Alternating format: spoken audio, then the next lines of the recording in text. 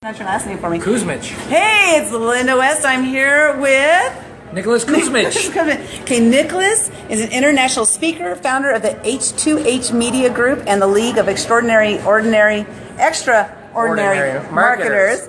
He's best known as the world's leading Facebook advertising strategist and for having the highest ROIs in the industry. Now, this is a statistic that's absolutely incredible. I can't wait to hear more about it. 30,973.32% ROI. That is return on investment, people. That is pretty darn good. I think I could handle that. Yeah. He's been featured in Forbes, Entrepreneur Inc. magazine, and Virgin Airlines, and he's shared the stage with some of the world's thought leaders: Gary Vee, Robin Sharma, Damon John, Seth Godin, and Sean Stevenson. Nicholas works with Inc. 500 companies, and he's best-selling author. He is here today to answer some questions that I had for him. That's a lot about me. Yeah. Did you do that? I didn't, but that's a lot about me. I like hearing good stuff like that, right? Sure.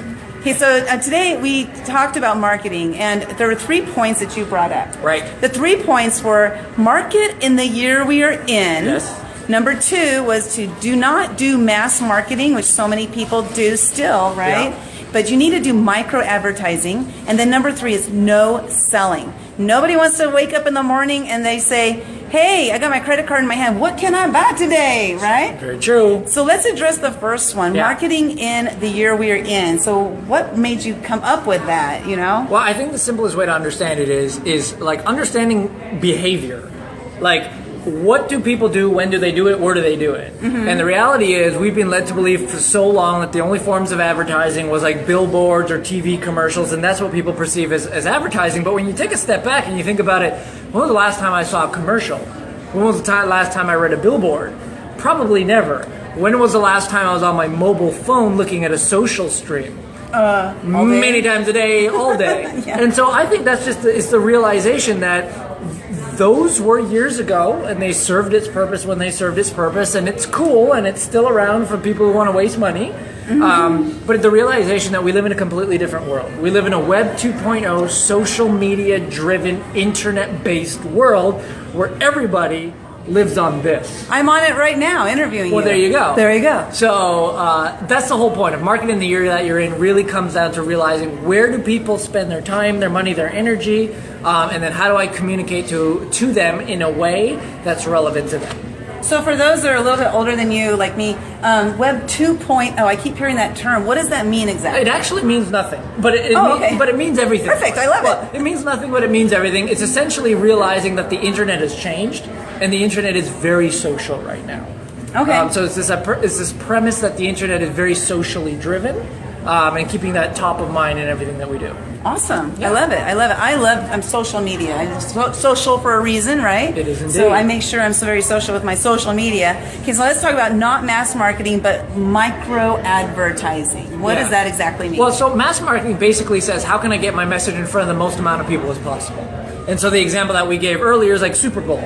If I can get my message in front of 60 million people, I'm going to kill it. The reality is, that's only a good mentality to have if you want to waste a bunch of money.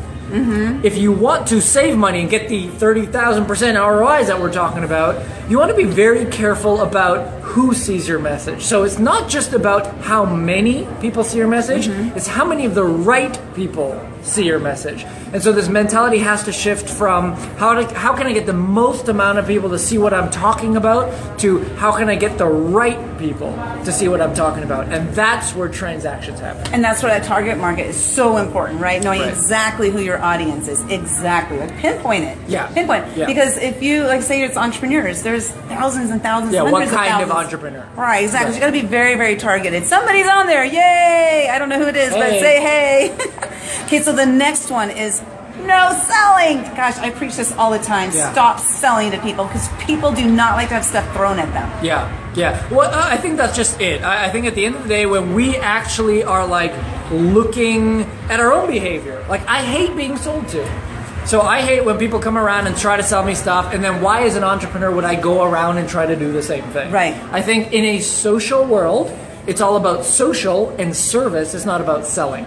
And so if we can replace the mindset of always be selling with always be serving. And the idea is, how can I just bring value to those that are around me? It's a long-term play, admittingly, but the more value that I can bring, the more people who will trust me, know, like, and trust me. Yeah. And the more people who know, like, and trust me are more likely to transact with me on some level.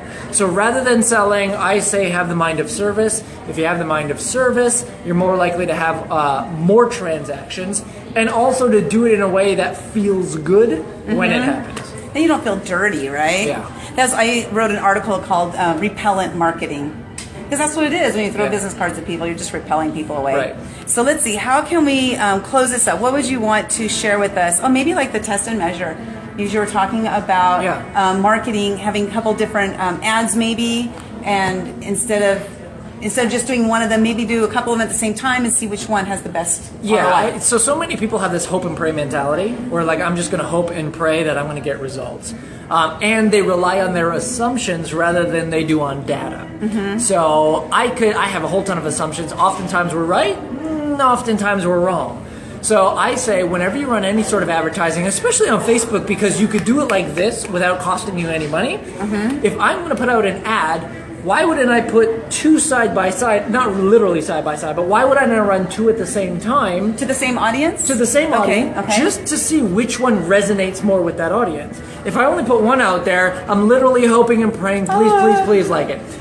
If I put two or even three, and then I can look at that data and say, oh, people like this one more than that one, then I can turn that one off and I can turn this one on.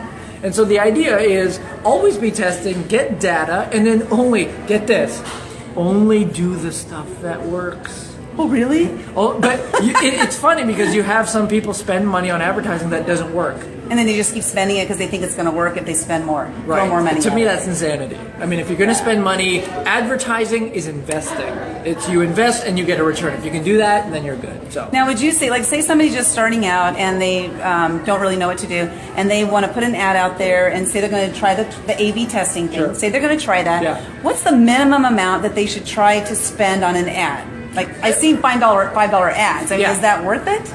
Or do you need to do more? I would think a little bit more. I mean, you do want enough people to see something for you to get the data that you really need. Okay. So I would say, like, hey, if you're comfortable spending $20, I think 20 is sufficient to be able to get you the data that you need. If your 20 turns into 40, well, let's spend another 20. If it turns into 40 again, well, then let's start spending 60.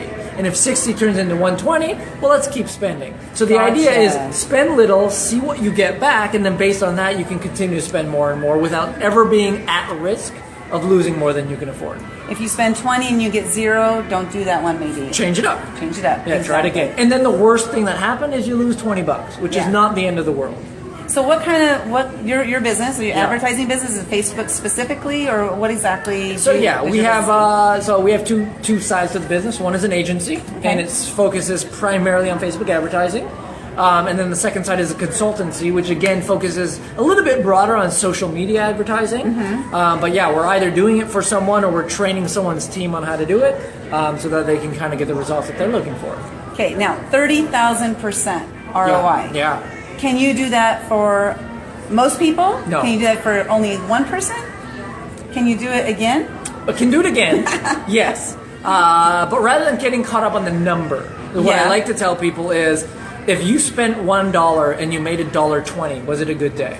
Yes. So then I would just spend as many dollars as you can to make as many $1.20s as you can, and you're in a good place. Now, if that dollar happens to turn into $20, yay! But again, I want people to be in the mindset of dollar in more than $1 out means we're having a successful day. Okay. And the more we can capitalize on that and do that over and over and over again, now we're an actual true revenue generating business. And how does somebody work with you? They can't. No, they can't. No. So to work with us, we have not for hire. No, essentially, we have it's referral based only, and it's an application process, and we have about a 4-month waiting list right now. Okay.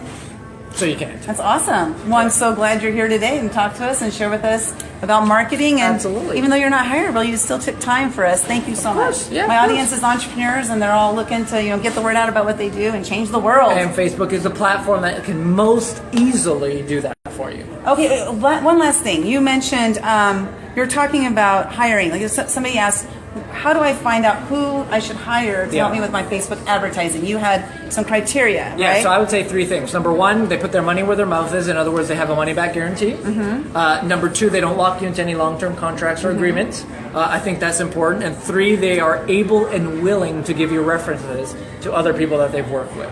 If they can meet those three criteria, I think you're at very little risk of getting burned in that process. Okay, cool. Yeah. Is there anything you want to add? Go out there, invest in learning how to do what you think is going to move the needle the most for you. So if it's Facebook, make it Facebook. If it's something else, don't do too many things at the same time. Focus, get very specific about what you want to do, and then just never give up. Just keep going after it until you get the results you want.